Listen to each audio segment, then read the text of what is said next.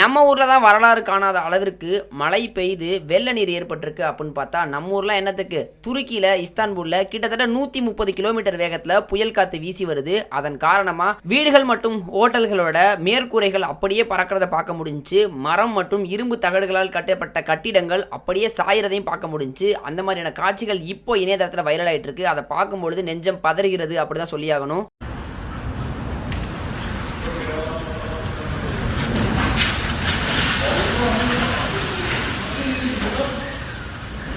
Video çektim ya. இருசக்கர வாகன ஓட்டிகள் நிலை தடுமாறி கீழே விழுற அளவிற்கு காற்று வேகமாக வீசி வருது. அதன் காரணமாக இருசக்கர வாகனங்களுக்கு பாதுகாப்பு தர மாதிரி 2 பேருந்துகளுக்கு நடுவே இருசக்கர வாகனங்கள் செல்ற மாதிரி வீடியோக்களும் இணையதளத்தில் இப்போ வைரல் ஆகிட்டு இருக்கு.